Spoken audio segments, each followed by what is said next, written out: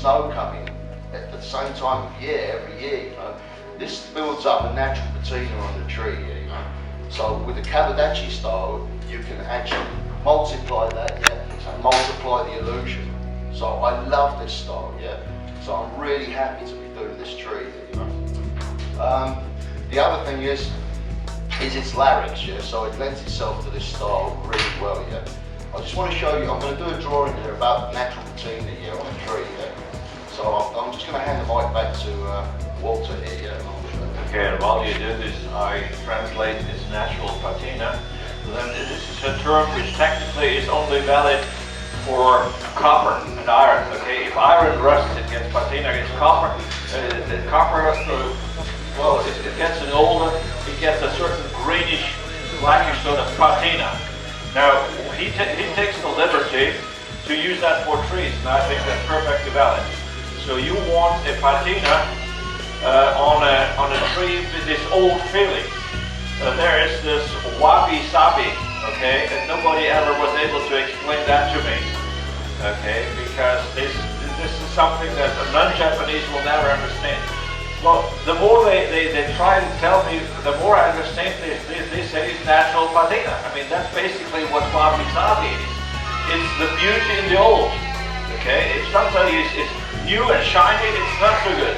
But if it's old, but there's some beauty in there, that's what I call natural patina or wabi-sabi. Would you agree to that? I have no idea what wabi-sabi is. Yeah, well, you're only doing this for 40 years, but this is not. Yesterday there was a lady here who asked, how in the world can someone who is not a Japanese do something like what the Japanese did? Well, that's an interesting question.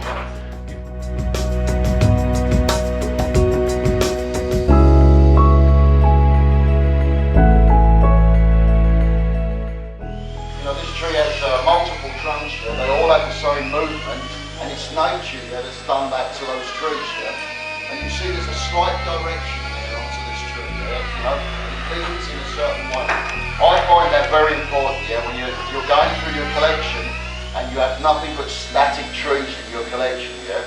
Just try tilting that tree up slightly, yeah, to set up a little bit of drama and direction, or growing a branch just slightly more one way, you know.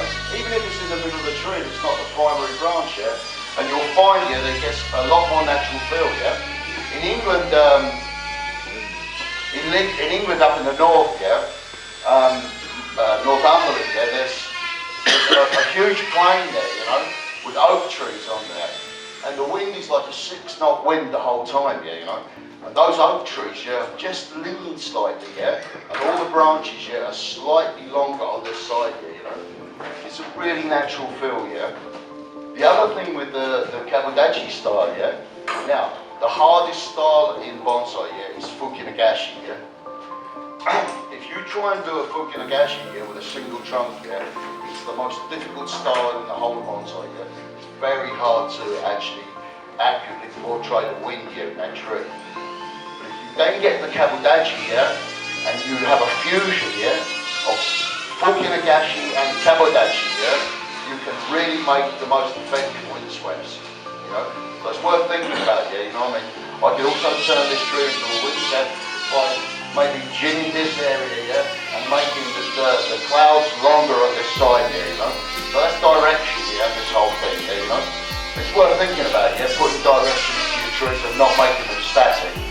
The problem is with the static type of tree, it's a representation of a tree in the meadowland, yeah? That's very beautiful, yeah, but we need more of a story, yeah, going into the tree. We need a natural story to the tree.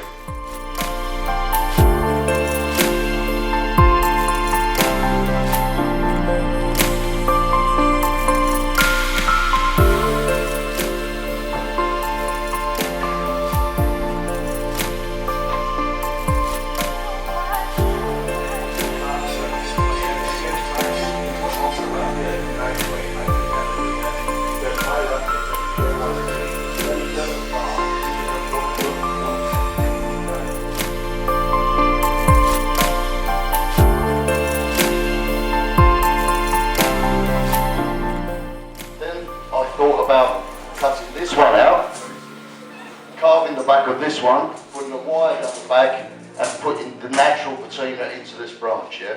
But you know what, I really don't like this branch, yeah? So I'm going to take this one out of the equation completely. Because you need, the bonsai's like playing blues guitar, yeah? It's the bits that you don't play in the blues, yeah, that make the blues fantastic, yeah, you know? And it's the same with bonsai trees, yeah? It's the negative areas, yeah, in the music, yeah, you know what I mean, that make good blues music. It's the same thing with the bonsai tree, yeah? You need negative areas, yeah, in between. I'm going to mention Peter Adams again. Peter mentioned to me one time when I was doing this hugely complex tree, yeah, you know, he said, yeah, it's all fantastic, yeah, but the viewer, when they're looking at the tree, yeah, is so confused, yeah, they can't work it out. So he said, simplify your design, you know, so it can be taken in by the mind, you know, and he had it absolutely spot on, yeah, simplify your designs, you know, make them complex on the branches, yeah, but don't make them complex all over, yeah, it's too much, yeah, too much to take in, yeah. So what I'm going to do is remove this and possibly carve it. I'm going to have a look in a minute, see what we can do with it, yeah.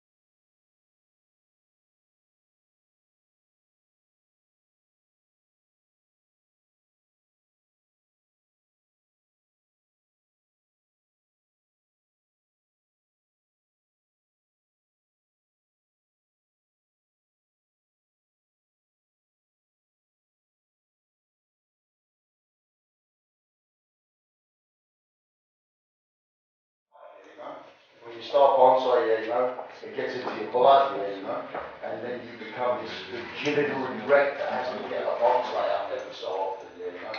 Yeah, it's my life, yeah, you know, and also in conjunction with getting into nature, yeah, and becoming a student of nature. You know, you go for a walk, yeah, you know, and you might just be taking in the full landscape, yeah, but when you're a bonsai artist and a student of nature, yeah, what you tend to do, yeah, is you tend to look at the microcosms in nature, like the dead wood that you see, the insects, the birds, the mountains, you know, and you take all of this thing inside you, you know, to come out in a later date, yeah. So it's a very civilized human thing to do, yeah, to be more grounded in nature, yeah, you know. So to be a student of nature, I think that's why I got into bonsai, yeah, and yeah, we need psychiatrists, obviously. But I love it, yeah, you know, I mean, it's in my blood, yeah, you know. Once you start, you can't stop, yeah, you know. And honestly, at the moment, yeah, I have to say something about the new crop guys, you know, like Maro and Maro Comsta and Ryan, and, you know, there's fantastic imagination here coming through, you know, and I think, right, yeah, some of the old school, yeah, have not gone along with the plan, yeah, you know, but there's some people, yeah, that are in between, yeah, the old school and the new school, yeah, you know. And I'm in that really privileged position, yeah, you know, where I'm in the middle, yeah. So it's a fantastic time for me, yeah. But maybe not such a fantastic time for the old guy, yeah. That's what I'm saying, yeah. But it's a great time to be at Bonsai. There's some fantastic artists coming through. There's a whole crop of new artists coming out of Japan, because now the Japanese bonsai masters are taking an apprentice. You know, a couple of, maybe 5 years ago, 10 years ago, we didn't have half the techniques we've got now yet. So we now know all the secrets of the Japanese, the techniques, yeah, because of the apprentices coming back to Europe and teaching us, you know. So now we can forge ahead, yeah, and make a European style, yeah, possibly a fusion, yeah, with a Japanese style, yeah. But I think it's a really good time to be involved. Yeah, it's my life, yeah, basically. Yeah. Thank you, good Andres. Andres, you again.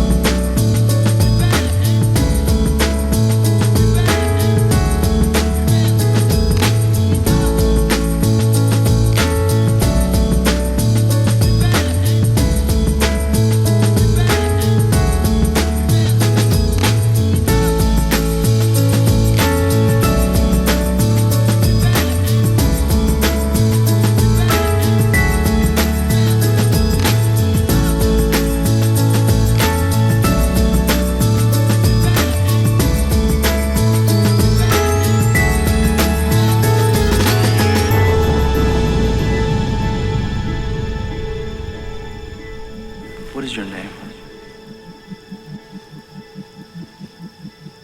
My name is Nobody.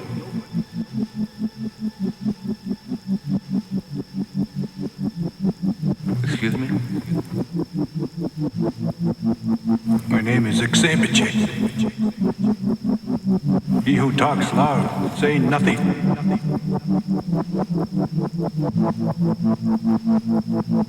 I thought you said your name was Nobody. I prefer to be called Nobody.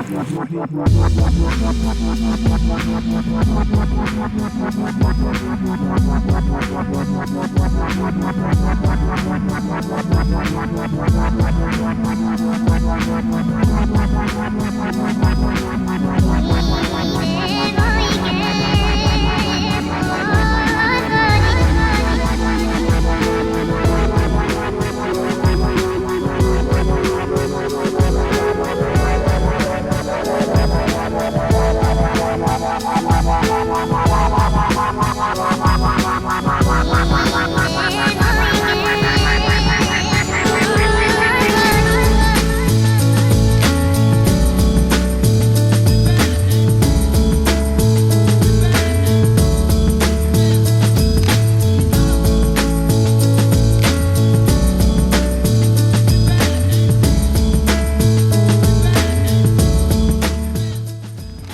for this would be something like, everyone knows Tony Tickle's kabudachi style crottators, yeah?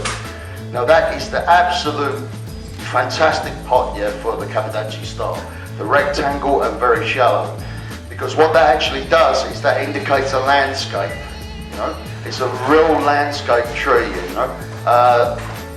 What you do is you put some distance here at the front of the pot, yeah, with moss and such like, and you get the illusion of walking up to the tree, yeah? So if you do it in these rectangle flat dishes, yeah, it gives the illusion of landscape. And it's a very good thing, yeah, you don't think you can do this, yeah, you know? So, okay, this is my kabudachi, or group style, group of trees, yeah, larynx, yeah. Thank you for being patient, yeah, you know? And I'm off to have a cigarette, yeah? Thank you very much.